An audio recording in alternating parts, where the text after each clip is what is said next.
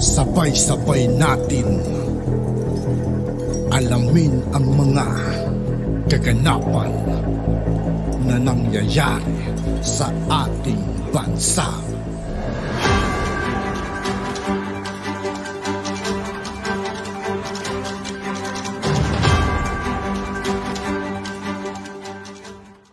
Yo, what's up mga kaibigan? This is I2K po again. Ngayon nandito ulit tayo sa channel ni News PH. Dito naman ulit tayo magbibigay ng komento at reaksyon. Kaya samahan niyo ako guys. Let's go! Franz Castro, dahil po sa sinisilip na nila yung pag-aari ni Kibuloy, nananawagan na naman to si Castro na ilantad na yung salin ni Duterte. Dito na ako nagiba sa katatawa eh. Natatawa po ko sa, alam niyo po, eto lahat po ng government employee nagsasubmit po ng salin. Si Pangulong Duterte po may salin po yan. Yun lang po ang trabaho ng salin. No? Ngayon, para saan po yung salin? Pag ikaw nireklamo ka na nagkamal ka ng salapi, pag nireklamo ka, halimbawa sinabi, ikaw, kasi labag sa batas yun, may ari-arian ka na hindi mo nilagay sa salin. Kung ikaw ay government employee, di ba? Dapat lahat ng ari-arian mo nasa salin. Ngayon, para saan yung salin? Bakit taon-taon nagsasubmit yung mga government employee? Kami taon-taon nagsasubmit eh. Para makita kung may ninakaw ka. Ibig sabihin, bigla kang, nung nagsimula ka, naging presidente ka, ang kayamanan mo 1 million. After 2 years ng pagiging presidente, naging 10 million. Kinakailangan yung dagdag na 9 million, may paliwanag mo sa salin. May paliwanag mo. Kung kakasuhan ka, hindi po pwedeng galawin yun. Ang gusto hindi pwedeng ilantad yun. Yung salin ko, hindi pwedeng ilagay sa dyaryo.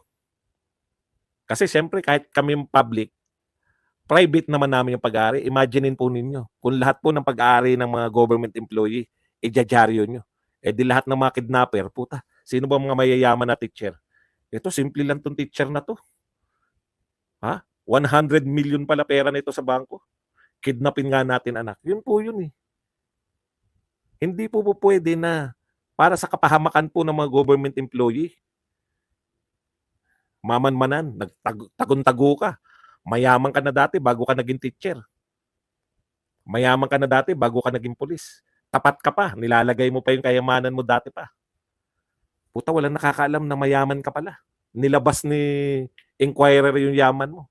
Di nakapila ng mga hold-upper, kidnapper. Bawal po yun. Ang gusto nito ni Franz Castro, ilabas ni Duterte. Hindi na po presidente si Duterte. Hindi na po presidente. Ano po pakialam nyo sa salin? Tapos na po yung mga panawagan nyo ng salin. Kung meron pong paglabag si Duterte, sa tingin nyo, yumaman siya, sampahan nyo ng kaso. Wala naman kayo maisasampang kaso dahil tsumachamba lang kayo eh. Ang gusto talaga lang nila, alam nyo kung ano lang gusto nila? Yan lang, pahiwatig lang. Parang katulad kay Sara Duterte. May 125 million yan na confidential fund. Ginastos ng 11 araw. Hindi naman nila masabing binulsa. Ginastos sa Vice President. As Vice President, ano po masama? Wala pong masama.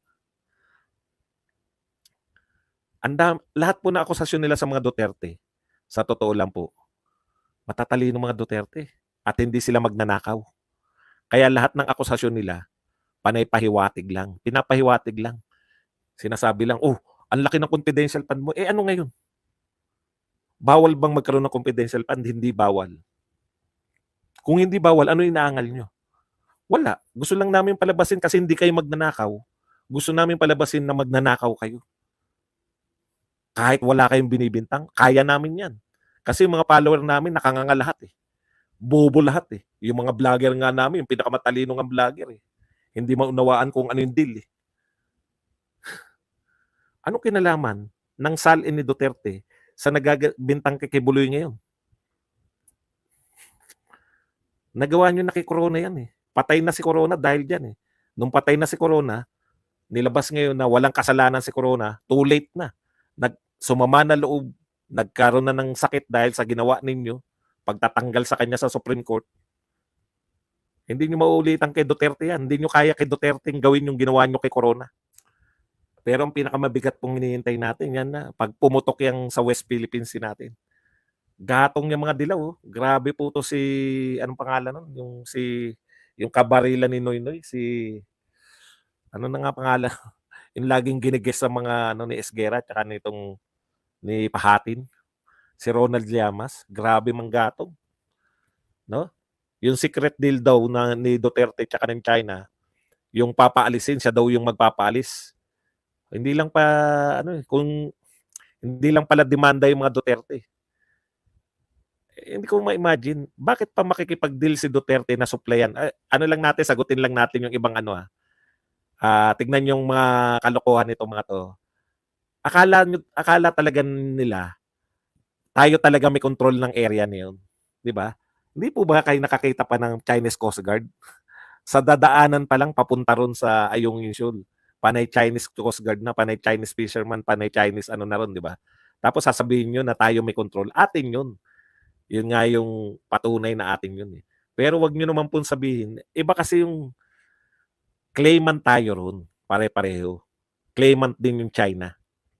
So tayong dalawa, claimant pareho. Yeah? Kaya nga, hindi naman natin binibitawan yung claim natin. Kaya nga sinusuplayan natin yung barko sa Ayungin Shoal. Di ba? Kaya nga nakataas yung bandila ng Pilipinas doon sa Ayungin Shoal. Tapos, buwan-buwan, may problema tayo dahil tuwing magsusupply tayo, hinaharang, binubomba tayo. Ngayon, nung panahon ni Duterte, hindi tayo hinaharang, hindi tayo binubomba. Kasi nga, pinararaan tayo. Di ba magandang deal yun? Tapos ngayon palalabasin nyo na pinamigay ni Duterte. Bakit naroon yung Ayungin? Ay bakit naroon pa yung barko? Ikalawa, bakit pa natin sinusuplayan kung pinamigay na pala natin?